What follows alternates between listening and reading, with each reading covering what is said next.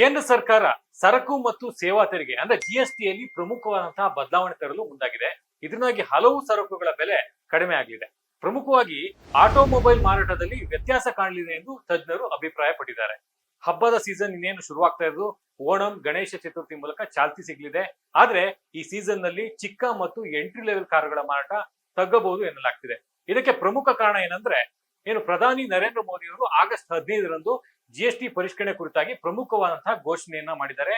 ಇದರಿಂದಾಗಿ ಪ್ರಮುಖ ಗೂಡ್ಸ್ ಮೇಲೆ ಜಿಎಸ್ಟಿ ಭಾರಿ ಪ್ರಮಾಣದಲ್ಲಿ ಇಳಿಕೆ ಆಗಿದೆ. ಪ್ರಸ್ತುತ ಪ್ರಯಾಣಿಕ ವಾಹನಗಳು, ದ್ವಿಚಕ್ರ ವಾಹನಗಳು ಹಾಗೂ ತ್ರಿಚಕ್ರ ವಾಹನಗಳ ಜೊತೆಗೆ ವಾಣಿಜ್ಯ ವಾಹನಗಳು ಸಹ 28% ಜಿಎಸ್ಟಿ ಸ್ಲ್ಯಾಬ್ಗೆ ಒಳಪಟ್ಟಿವೆ. ಆದ್ರೆ ಎಲೆಕ್ಟ್ರಿಕ್ ವಾಹನಗಳು ಮಾತ್ರ 5% ಸ್ಲ್ಯಾಬ್ ನಲ್ಲಿದೆ. ಹೈಡ್ರೋಜನ್ ಇಂಧನ ಆಧಾರಿತ ವಾಹನಗಳು 12% ಸ್ಲ್ಯಾಬ್ ನಲ್ಲಿವೆ.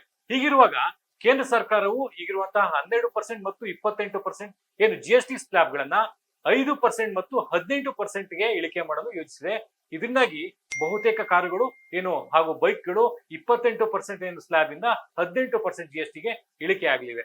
ಆದ್ರೆ ಲಕ್ಸುರಿ ಕಾರುಗಳು ಮಾತ್ರ ಹೊಸ 40% ಸ್ಲ್ಯಾಬ್ಗೆ ಒಳಪಡಲಿವೆ ಎನ್ನಲಾಗಿದೆ. ಜಿಎಸ್ಟಿ ಕಡಿತದಿಂದಾಗಿ ಎಂಟ್ರಿ ಲೆವೆಲ್ ಕಾರುಗಳ ಬೆಲೆ 36,000 ರೂಪಾಯಿವರೆಗೆ ತಗ್ಗಬಹುದು. ಇನ್ನು ಟಾಪ್ ಮಾಡೆಲ್ ಮೋಟಾರ್ ಸೈಕಲ್ ಬೆಲೆಯು 6,200 ರೂಪಾಯಿವರೆಗೂ ಕಡಿಮೆ ಆಗಬಹುದು.